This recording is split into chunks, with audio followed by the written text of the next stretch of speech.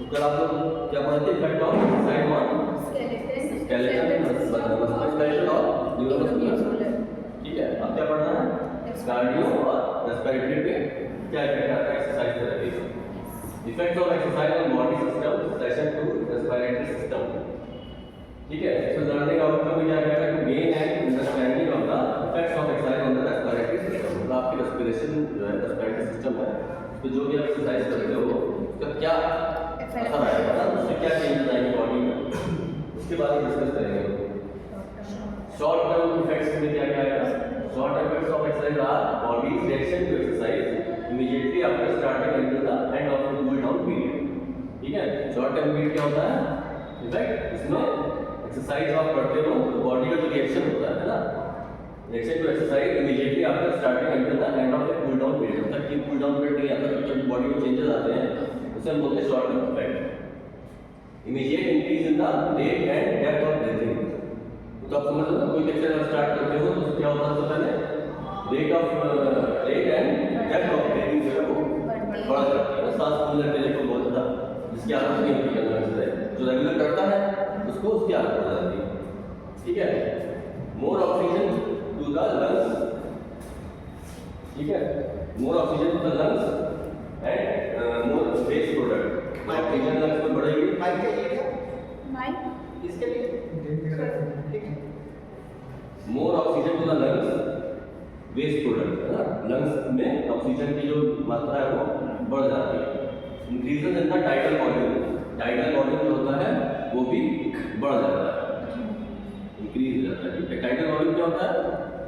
Sir normal जो breathe लेते हैं, नॉर्मल इन एंड आउट में जो वॉल्यूम होता है वो जितना आप इनहेल करने को एक्सहेल करने में जो एयर हो रही है उसको टोटल बोलते हैं टोटल टाइडल वॉल्यूम। ठीक है, जैसे आपको याद अच्छी बात है।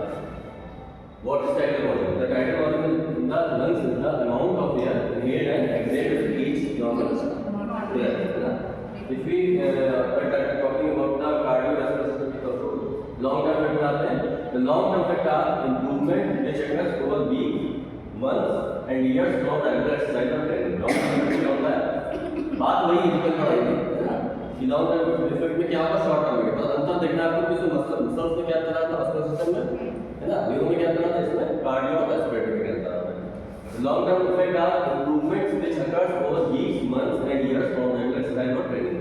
जो हम हफ्ते, महीने या साल भर तक भी करते एक्सरसाइज, उससे जो भी हमारी चेंजेस आ रहे हैं, ठीक है, उसे हम बोलते हैं लॉन्ग टर्म इफेक्ट। ठीक है, यहाँ तक कोई कंफ्यूजन तो नहीं?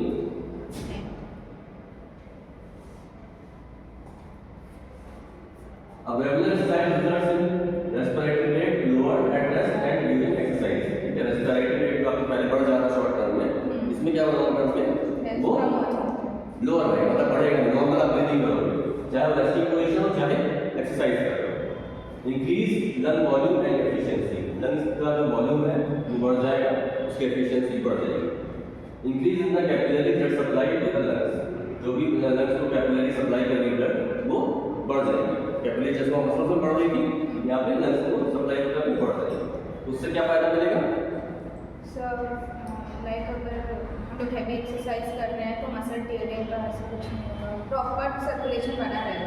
मसल टियरिंग की लंग्स की बात करो, लंग्स में कैपिलरी बढ़ जाएगी, क्या फायदा होगा? लंग्स को सप्लाई बढ़ गई तो लंग्स की एफिशिएंसी बढ़ गई ना, कैपेसिटी बढ़ गई, तो सांस की समस्या जो आपकी नहीं आएगी है ना। आपकी सांस लेने की क्षमता जो है, जैसे कोई रनिंग कर रहा है तो जब रेगुलर कर रहा है तो उसकी आदत पड़ जाती है, जितना दौड़ जाए थकेगा नहीं, कांपेगा नहीं। तो हम लोग दौड़ना क्या होगा, सांस फूल रहेगी, ये डिफरेंस हो जाता है। ठीक है, समरी में आते हैं we can now understand the mechanics of breathing and how it is done, what the effects of short term and long term exercise have on the respiratory system. ये तो सिंपल होता है, कोई बहुत कॉम्प्लिकेशन नहीं आता है। अब आता है the effect of exercise on cardiovascular system. By the end of this presentation we should मतलब ये जब प्रेजेंटेशन पढ़ के क्या सीखोगे इसमें दिया हुआ है, describe the cardiovascular system, definition, anatomy, what is composed of the of and its function, explain what is the effect of exercise on cardiovascular system, what kind of exercise that effects on cardiovascular system. मतलब cardiovascular cardiovascular system समझ लो क्या होता है? क्या होता है? आपकी heart की पंपिंग और ब्लड न्यूट्रिएंट जो भी है तो हार्ट से लेकर पूरे शरीर में जो ब्लड का सर्कुलेशन होना उसको बोलते हैं कार्डियोवैस्कुलर सिस्टम, ठीक है? तो उसका पूरा इसमें कैसे कैसे क्या एनाटॉमी आपको पढ़े होगा कितनी पढ़े क्लास की पढ़े होगा पढ़े होगा तो आपको पता होगा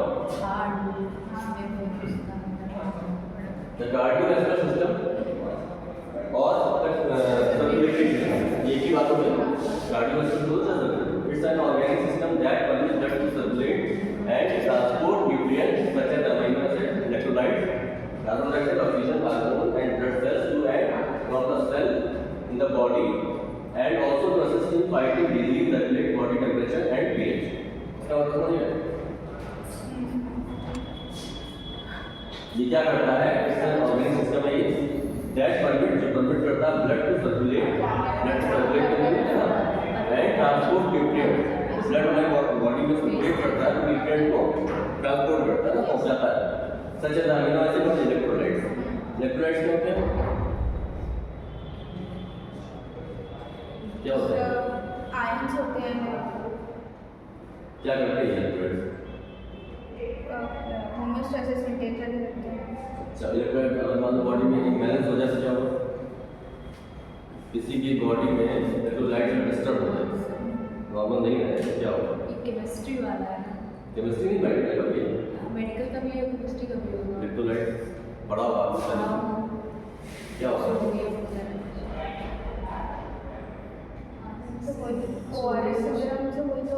हाँ इलेक्ट्रोलाइट होता है तो अगर वही डिस्टर्ब हो जाता है तो क्या होता है? चेंज होता है कि नहीं? क्या चेंज होता है? वीकनेस आती है और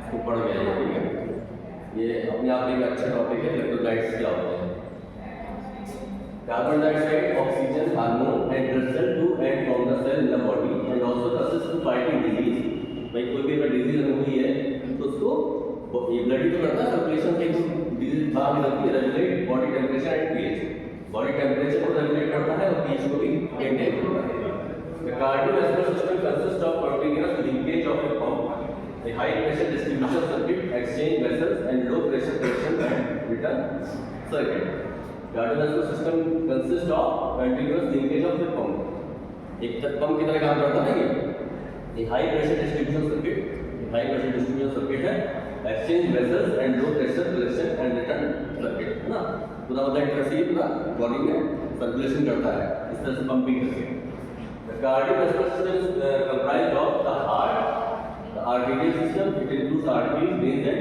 capillaries blood pulmonary and circulatory system ठीक है आर्टरी क्या होती है वेन क्या होती है कैपिलरी क्या होती है आर्टरी जो ऑक्सीजनेटेड ब्लड कैरी करती है वेन भी ऑक्सीजनेटेड ब्लड होती है और कैपिलरी सबसे छोटी यूनिट होती है ठीक है तो ये समझ गए आपको कार्डियोवैस्कुलर सिस्टम कैसे बनता है हार्ट होता है उसमें और आर्टेरियल सिस्टम होता है ब्लड होता है पल्मोनरी है सर्कुलेटरी सिस्टम होता है सब मिल के आपका बनता है कार्डियोवैस्कुलर सिस्टम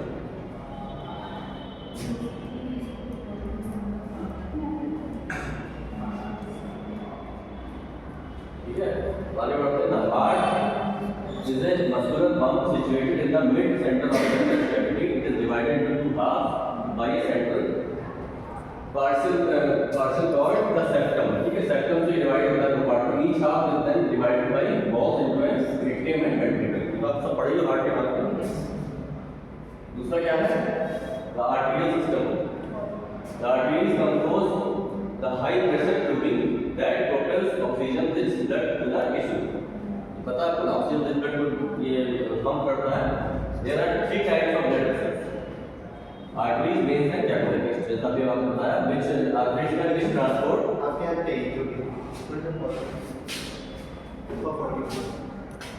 या ठीक है तो हम लोग आर्टरीज का which can transport blood away from the heart से ब्लड को आर्टरीज जाती है वेन क्या करते हैं which transport blood towards the heart तक जो डीऑक्सीजनेटेड ब्लड उसको लेके कौन जाता है वेन ठीक है कैपिलरी में काम which connect the arteries and veins are the smallest of the blood vessels and where tissue, ठीक है। टिश्यू के अंदर जाके चेंजेस आते हैं तो कैपिलरीज करती है। ये तीनों समझ में आया? क्लियर है ना? Cardiovascular system and the influence exercise on it, क्या क्या मतलब इसमें चेंजेस आते हैं। The effect of exercise on cardiovascular system can be determined by, पहला क्या है, the effect on heart size, heart के साइज पे इफेक्ट आएगा। क्या इफेक्ट आएगा? बड़ा हो जाता है क्या आएगा? सर मतलब आगे हो सकता है कि जो आर्टरीज और वेन्स है उनका साइज डायमीटर थोड़ा इंक्रीज हो, हार्ट का साइज कैसे बढ़ेगा? साइज नहीं बढ़ेगा। आप समझिए effect of exercise on cardiovascular system कैसे, उसके साइज पे इफेक्ट आ सकता है। साइज उसका मेंटेन रहेगा। जैसे साइज का हो गया, हार्ट आपका मस्कुलर स्ट्रक्चर मसल से बना हुआ है। जब रेगुलर एक्सरसाइज करते हैं तो क्या होगा, मसल जैसे टोन अप होती है वैसे हार्ट की मसल भी टोन अप हो जाती है। तो कहने का मतलब कि हार्ट का साइज जो है वो अपने एक्चुअल साइज में मेंटेन करेगा। नहीं तो क्या होता है, ओल्ड एज में जैसे क्या होता है, हार्ट की जो मसल सिकुड़ने लगती है, हार्ट वीक होने लगता है, उसका साइज जो कम हो जाता है। एक्चुअल में कम नहीं होता लेकिन सिकुड़ने में होता है। जैसे क्या है, अभी कोई यंग है, ठीक है, तो वो हेल्दी है, तो अच्छी उसकी बॉडी है। अगर वो एक एज के बाद 60-70 के बाद क्या होगा, धीरे डाउन हो जाएगा ना। कितना भी बड़ा वो बॉडी बिल्डर रहा हो लेकिन वो दुबला हो जाएगा, वो दुबला नहीं होगा, मसल उसकी एकदम सिकुड़ जाएगी। तो वही चीज़ हमारे ऑर्गन्स के साथ भी होता है ना। तो वो चीज़ जब आप रेगुलर एक्सरसाइज करोगे तो टोन अप रहेगा, तो लंबे समय तक उस चीज़ को मेंटेन रखेगा। तो साइज का मतलब यहाँ पे यही है, the effect on heart size, the effect on plasma volume, plasma volume जो है उससे इफेक्ट आएगा। The effect on stroke volume, stroke volume मतलब cardiac input, cardiac output minus heart rate stroke. ठीक ठीक ठीक। स्ट्रोक मतलब जो भी स्ट्रोक वॉल्यूम आ रहा है, मतलब जो भी सर्कुलेशन में आ रहा है स्ट्रोक करने पे ना, वो वॉल्यूम हो गया। The effect on heart rate पे इफेक्ट डालेगा। The effect on cardiac output पे इफेक्ट डालेगा। The effect on oxygen extraction, ठीक है। The effect on blood flow and distribution, the effect on blood pressure. सारे चेंजेस आपके एक्सरसाइज करने से चेंज होंगे। कार्डियोवैस्कुलर आप कराओगे ट्रेनिंग किसी को, उसमें सारे चेंजेस आएंगे। अच्छा, कार्डियोवैस्कुलर ट्रेनिंग में क्या क्या करा सकते हैं आप पूछेंगे? मतलब कोई पेशेंट आपका जाता है या कहीं आप अगर जॉब करो आगे चल के किसी हॉस्पिटल में या किसी फिटनेस सेंटर में, तो वहाँ मान लीजिए किसी को आप कोई पेशेंट कहें मुझे कार्डियो की एक्सरसाइज करानी है, सीखनी है, तो क्या कर सकते हो, क्या क्या कराओगे? मतलब जो बेसिक एक्सरसाइज है उसको बहुत सारे होते हैं। मान लीजिए आपका खुद का सेंटर है, खुद भी बैठो सेंटर, ठीक है, वहाँ पर पेशेंट आ गया, कहते हैं मुझे कार्डियक प्रॉब्लम है, डॉक्टर ने बोला कि आप कार्डियक एक्सरसाइज करिए, तो मुझे सीखनी है, तब क्या करोगे? बेसिक में क्या क्या है? सबसे पहले कुछ मेन एक्सरसाइज नहीं कराओगे, उसको ट्रीटमेंट करवा सकते हैं। और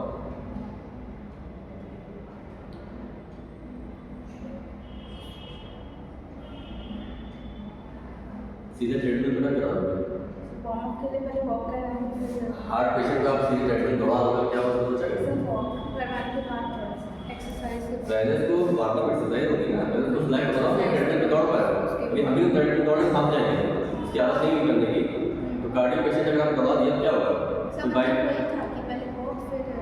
मतलब कैसे आपने पूरा तो उसकी बात हो ना, पेशेंट को आप बता दोगे आइए ट्रेडमिल दौड़िए, पता लगा बाईपास सर्जरी का पेशेंट दौड़ लिए, सर क्या हुआ उसका? या किसी को मान लो ऐसी प्रॉब्लम है कि ब्लॉकेज है, उसकी सांस फूलने लगती है, आपने दौड़ा दिया उसको, क्या होगा? रिजल्ट हो जाएगा। इसीलिए मैंने पूछा कार्डियो पेशेंट को बहुत सोच समझ के आपको प्रोटोकॉल बनाना होता है। ऐसे नहीं आप कोई पेशेंट आया तो चेक करा दो, ठीक है। पहले उसके सारे वाइटल चेक करिए आप। कार्डियो पेशेंट आता है तो बैठा के पहले वाइटल चेक चेक करोगे, पल्स उसका बीपी है ना, और उसको देखो कोई फीवर तो नहीं है, सारी चीज़ें आप चेक करके सारे वाइटल्स तो नॉर्मल आ रहे हैं, तब आगे प्रोसीड करो, ठीक है। और प्रोसीड करने में क्या है, सबसे पहले आप उसको बिल्कुल लाइट एक्सरसाइज कराओ, ठीक है। उसमें क्या आएगी? एरोबिक्स। एरोबिक्स में क्या क्या आएगा?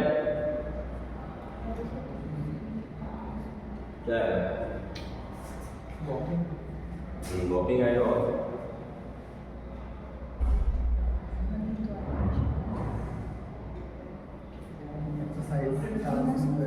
सारी वार्म अप एक्सरसाइज कराओगे, ठीक है। उसमें आप स्ट्रेचिंग भी करा सकते हो, लाइट स्ट्रेचिंग कराओ, वॉकिंग कराओ, है ना। जो जो आपको लगता है कि पेशेंट के हिसाब से, पेशेंट की कंडीशन देख के आप डिसाइड करोगे, एक अपना प्लान बनाओगे इसको क्या करना है, किस तरह, बहुत ओल्ड एज पेशेंट है उस हिसाब से काम करोगे, कोई यंग है उस हिसाब से करोगे ना, कोई सर्जरी के बाद आया है उस हिसाब से प्लान करोगे, पूरा आपको प्लान आउट करके चलना पड़ेगा। क्योंकि और पेशेंट भी आता है तो आपने मान लीजिए थोड़ी बहुत गलती करें तो उसका नुकसान कम होगा, लेकिन अगर कार्डियक पेशेंट या रेस्पिरेटरी पेशेंट का दिक्कत होगी तो फिर लेने के देने पड़ जाते हैं, ठीक है। तो वहाँ पे आपको बहुत ही प्रिकॉशनरी काम करना है, ठीक है। तो उसमें सीधे आप ट्रेडमिल पर नहीं दौड़ोगे, पहले उसको नॉर्मल आप वार्म एक्सरसाइज कराओ, ठीक है, फिर साइकिलिंग करा सकते हो विदाउट रेजिस्टेंस, स्टैटिक साइकिल होती है, साइकिल चलाते हैं तो बिना रेजिस्टेंस के, तो रेजिस्टेंस नहीं था तो नॉर्मल आप एक्सरसाइज करो, ठीक है। और ट्रेडमिल पर भी स्टार्टिंग कराओ धीरे धीरे, दौड़ना नहीं होगा, उसमें स्पीड होती है ना तेज नहीं, तो आप स्पीड कम सेट करो एकदम मिनिमम पे, तो धीरे धीरे कौन से आप वॉक करें, तो उसकी स्टेमिना पहले चेक करो, अगर आप इतना कर देना तो दूसरे दिन 3 दिन 4 दिन बाद थोड़ा बढ़ा, इस तरह से आपको धीरे धीरे स्टेप बाय स्टेप बढ़ाना है, ठीक है। बहुत सोच समझ के करना है क्योंकि आपकी फील्ड ऐसी है, आप मेडिकल फील्ड से हो तो बहुत सोच समझ के आपको काम करना है, समझ लो ना।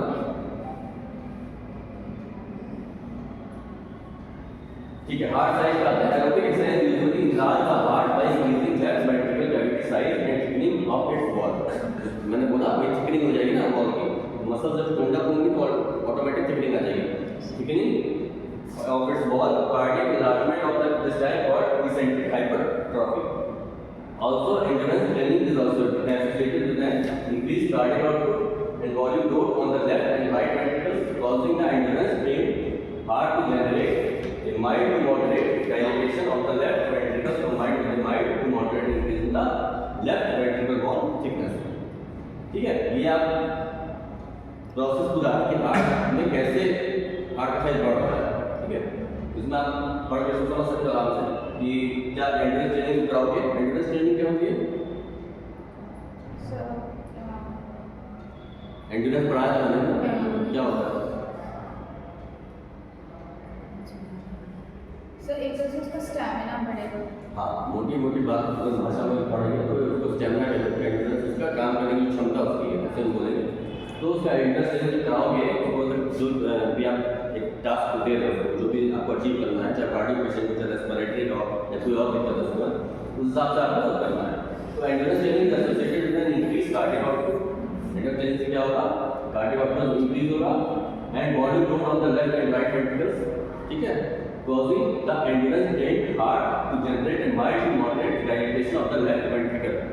जब आपका एंड्रेस ट्रेनिंग होगी उससे क्या होगा, हार्ट क्या करेगा, माइल्ड टू मॉडरेट डायलेटेशन हो जाएगा उसका, इसका left of ventricle combined with mild moderate increase the left ventricle wall thickness, ठीक है। ये सारे चेंजेस उसके एंड्रेस ट्रेनिंग से उसकी बॉडी में आ जाएंगे, ठीक।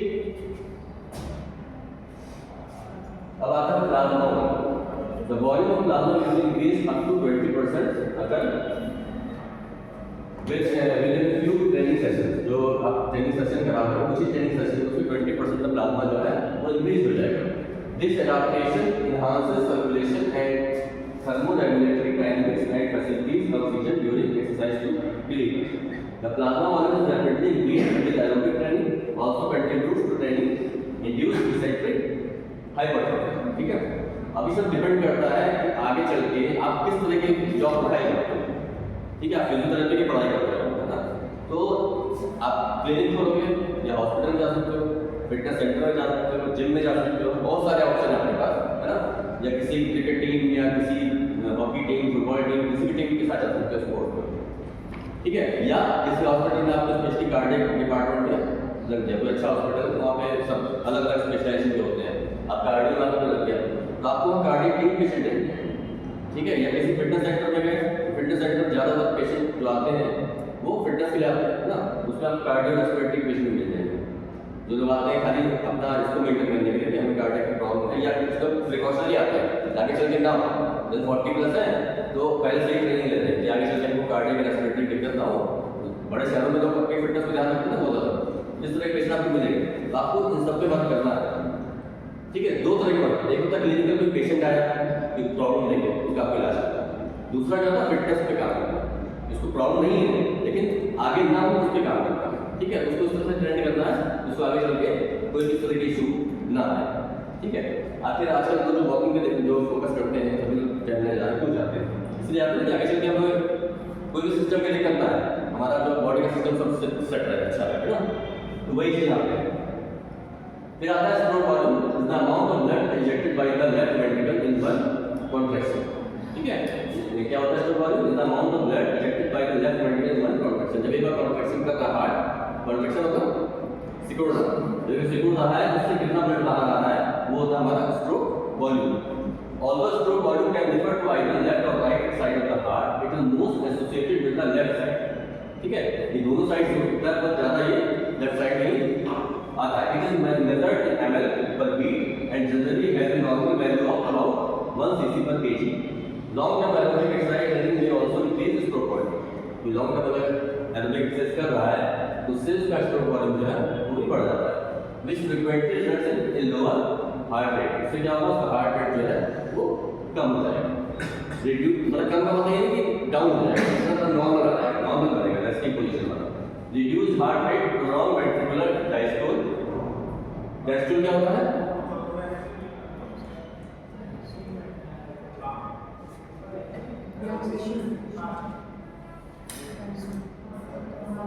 जब ब्लड हार्ट में वापस क्या होता है, तो ब्लड जब हार्ट में वापस जा रहा है तो डायस्टोल सिस्टोलिक रिलैक्सेशन का कुछ बीपी चेक करते हो तो क्या होता है, बीपी जैसे किसी का चेक करोगे क्या होगा, क्या होता है,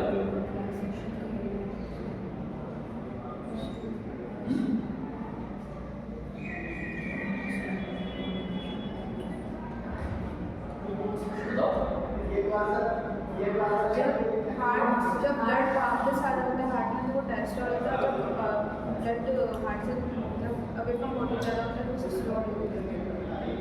जब हार्ट पे आता है तो जब हार्ट में ब्लड आता है तो वो सिस्टोल होता है। अरे वाह भाई, कॉन्ट्रैक्शन का नाम तो हार्ट पर ब्लड वापस आ रहा होता है डायस्टोल, जब जा रहा होता है तो सिस्टोल होता है। रिलैक्सेशन क्या होता है, डायस्टोल। नहीं, हाँ भाई, हार्ट बढ़ जाएगा। ठीक है, और ये बताइए इतना कैसे कर रहा हूँ कि कोई बीपी आप चेक कर रहा हूँ, इसका बीपी हमारा 120/80 है, नॉर्मल होता है, तो 120 क्या है 80 क्या है, सो 120 सिस्टोल है और एक पॉइंट जो कम वाला डायस्टोल है। यही है। हाँ 80 नीचे का डायस्टोल, ऊपर का हाँ तो मैं तो वही थी हूँ। ये होता है लेकिन कॉन्ट्रैक्शन के टाइम स्लोर हो गया और डायस्टोल मतलब कि रिलैक्सेशन के टाइम में हाँ तो कभी तो फीलिंग हो रही होती है। हाँ तो उस टाइम फीलिंग आ रहा होता है। अतुल बताओ, बड़ी हाँ वही है। आप लोग फिजियोलॉजी पढ़ा है, हाँ फिजियोलॉजी पढ़ गए हार्ट, हमने जो तो सही नहीं बताया था, दूसरे से सही है। आपको कंफ्यूज नहीं कंफ्यूज नहीं है सर। इतना तो पता है कि जब वहाँ से ब्लड आता है तो उसको सिस्टोल के टाइम में उस टाइम आपस में आप डिस्कस हार्ट का कॉन्ट्रैक्शन हो रहा होता है भाई, यही है। जब हाथ से दूर जा रहा था तो सिस्टोलिक होता है, वापस फीलिंग हो रही होती है वो डायस्टोल होता है शायद, नहीं वही होता है। ठीक है, सब पढ़ गए। नहीं जो बता सर बताइए सही है। अमेरिकन होगा तो पढ़ गए, ठीक है, बताओ हमारे साथ आप मैंने तो यही जो आप पढ़ चुके हो पहले हाँ हैं, नहीं मेरे को कुछ और है, क्या श्योर है, यही है। तुम भी श्योर है, नहीं मैं शामिल हूँ। चलिए पढ़ते हैं आगे। Reduce heart rate prolong ventricle diastole. तो फीलिंग तभी होती है ना डायस्टोल होगा। एंड डायस्टोल इसका क्या होता है,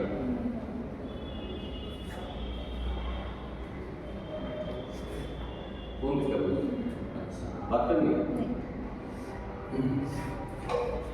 डायस्टोल का बैटरी में क्या लिखा हुआ है, फीलिंग तो आप फिर वो ना फिल्म में हाँ बट उस समय ब्लड वापस आ रहा होता है तभी तो फील होगा। हाँ फील हो रहा है बट उसमें भी तो देखो रिलैक्सेशन का भी तो होता है ना।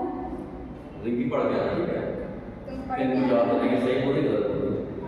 मैं जहाँ तक वो क्योंकि मैंने उसमें लिखा था तो उसमें सिस्टोल था और नीचे डायस्टोल था, उसमें मतलब तो वही होता है ना सर, रिलैक्सेशन में तो सही कर रहा था।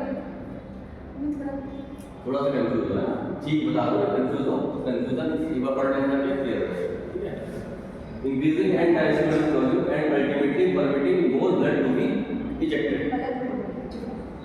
ठीक है, at rest approximately 80 ml during exercise up to 130 ml, ठीक है, रेस्टिंग पोजीशन में 80 ml तक होगा और एक्सरसाइज की कंडीशन में 30 ml तक स्ट्रोक वॉल्यूम आपका होता है, ठीक है। अब आते हैं हार्ट रेट पे। The speed of the heartbeat measured by the number of contraction heart per unit of time typically beats per minute, ठीक है। The typical human resting heart rates from 60 to 100, ये पता है ना कितना होता है, 100 BPM for children eight 10 years and older and adult, ठीक है। अच्छा, बच्चों का हार्ट बीट ज्यादा नहीं है एडल्ट की? बच्चों का ज्यादा होगा एडल्ट का हार्ट बीट इसकी ज्यादा होगी, बच्चों का होगा तो नहीं श्योर हो ना। Before exercise, human begins heart rate increases in anticipation. This is known as the anticipatory response. It is mediated through the release of a neurotransmitter called as adrenaline and ठीक है noradrenaline. Heart rate increases in direct proportion to exercise intensity until a maximum heart rate is reached. अब आते हैं cardiac output. The amount of blood pumped by the heart per time through the circulatory system. ठीक है, तो heart जितना भी blood pump कर रहा है सर्कुलेटरी सिस्टम में, उसे बोलते हैं cardiac output. It also refers to the amount of blood pump out of the left ventricle that supplies blood to the muscles and organs of the body. Cardiac output is made up of two components, heart rate and stroke volume, ठीक है। Cardiac output कैसे बनता है? दो चीजों से बनता है, हार्ट रेट और stroke volume. To measure cardiac output, we can use this formula: cardiac output is equal to stroke volume into heart rate. Cardiac output कैसे निकाल सकते हैं? stroke volume को heart rate से मल्टीप्लाई करके आप निकाल सकते हो। ये stroke volume कितना भी निकला और heart rate जो उसको आपने मल्टीप्लाई किया cardiac output आपका निकला है। Cardiac output during exercise increases greatly owing to the relatively high heart rates that are achieved during exercise.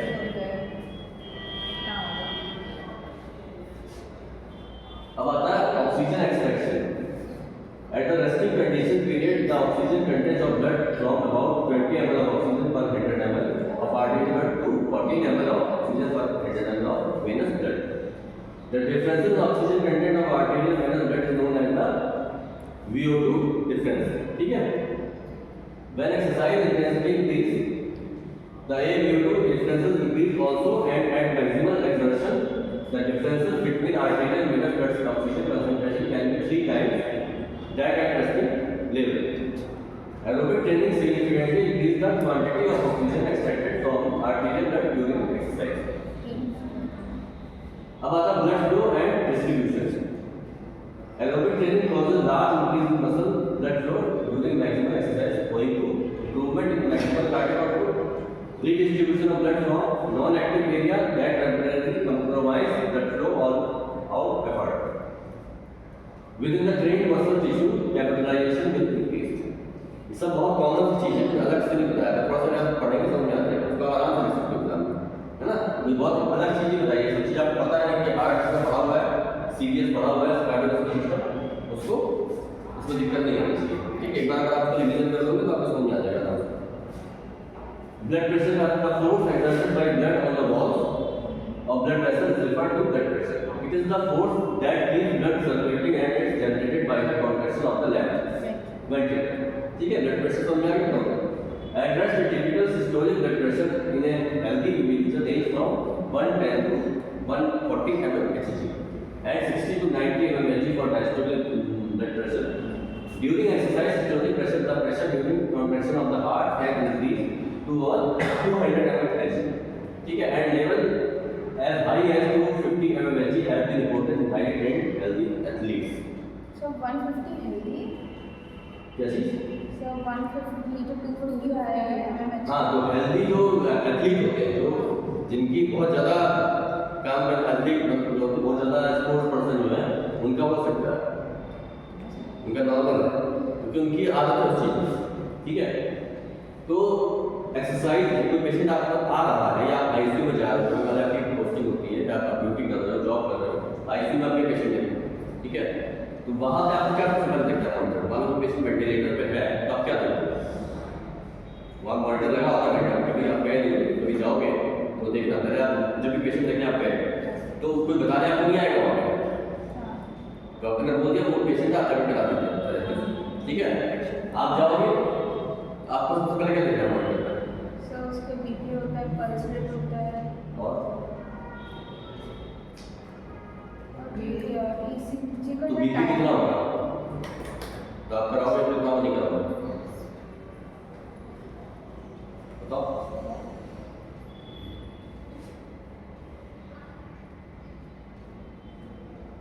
Normal patient अगर है, ठीक है, तो अगर मान लो सर हमारी एज का पेशेंट है तो बीपी कितना होना चाहिए? नॉर्मल बीपी कितना मान सकते हैं? मान लो मेरा बीपी 140 आ रहा है, 150 आ रहा है,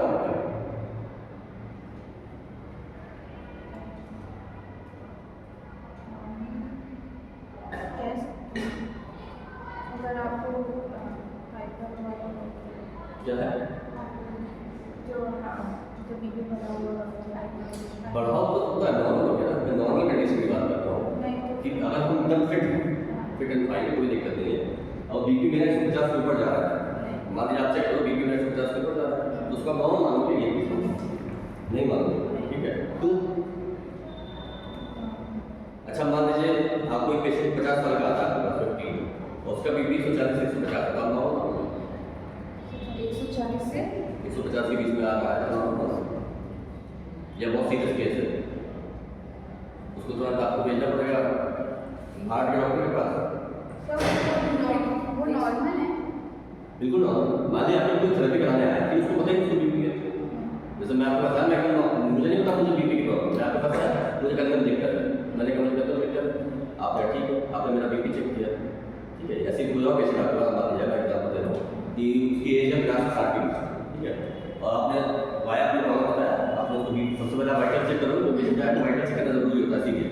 आपने फिर उसका वाइटल चेक किया, बीपी सबसे पहले चेक करते हैं ना, तो बीपी चेक किया आपने, उसका बीपी मान लीजिए 50-60 उम्र है उसकी, बीपी उसका 150 आ रहा है या 145 आ रहा है, तो क्या आप थेरेपी कराओगे या नहीं कराओगे? क्यों?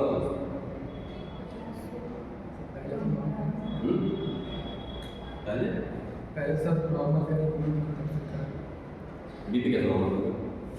सर ये हो सकता है मतलब लाइक वो चलने आए बहुत देर तक तो हार्ट रेट इंक्रीज हुआ तो उससे बीपी भी ठीक इंक्रीज सही हुआ। बात है, लेकिन जो मैंने क्वेश्चन मेरा ये था 50 से 60 एज है, उसमें अगर 150 बीपी आ रहा है एज फैक्टर भी रहता है तो नहीं कराएंगे, नहीं रहते।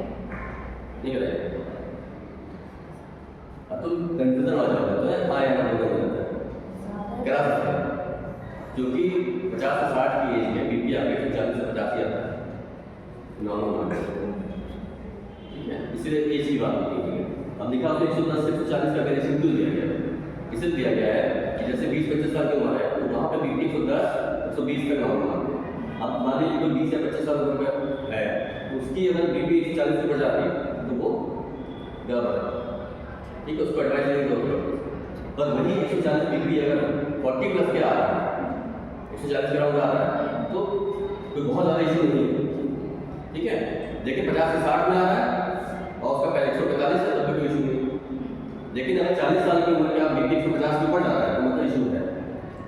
तो ये सारी चीज़ें आपको ध्यान में रखनी है।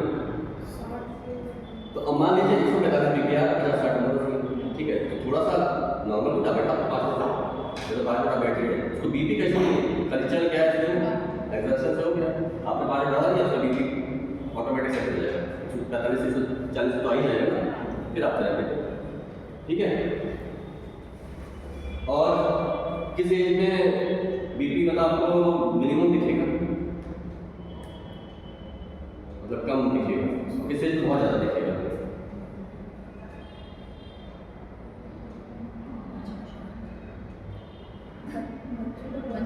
बच्चों का बहुत ज़्यादा इन्फैंट्स होते हैं।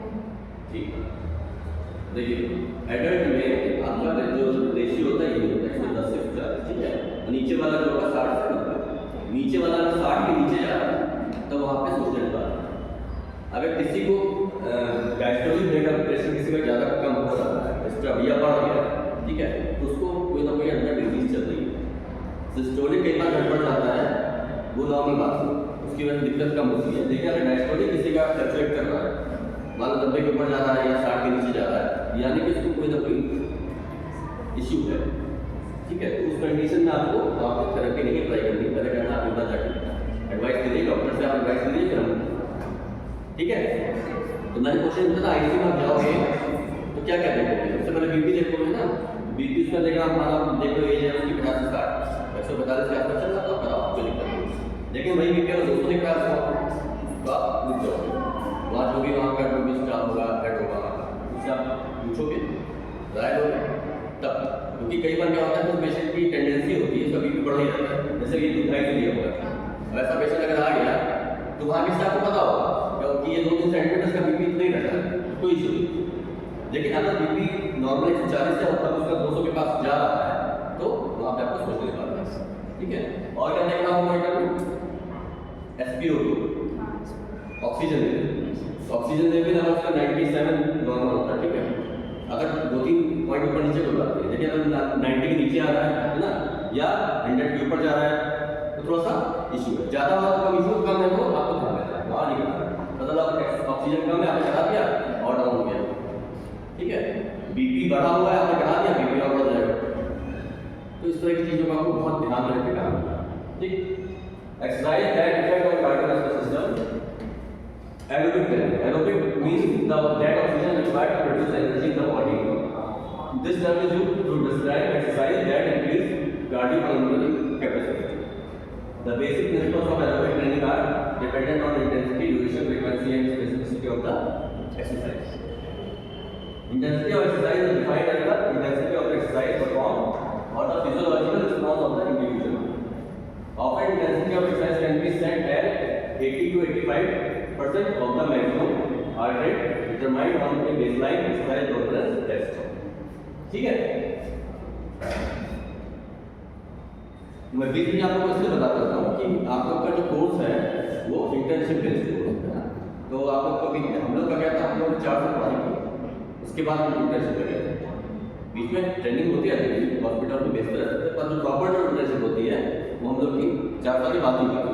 तो 4 साल में पढ़ के सब कुछ जान चुके ना, बेसिक सब समझ चुके थे। आप लोग का क्या है कि अगले साल से मतलब भेज दिया गया तो आपका बेसिक इतना भी स्ट्रॉन्ग नहीं है, तो आपको थोड़ी बहुत जानकारी होनी चाहिए इन सब चीज़ों की, क्योंकि वहाँ जाओगे पता ना वहाँ डॉक्टर सोचेंगे आपको सब आता है, तो इतना तो नॉलेज होनी चाहिए कि पेशेंट हैंडल कर सकते, और ना हैंडल कर पाओ तो केस बिगाड़ो, वहाँ जाके पता आना पड़ गया।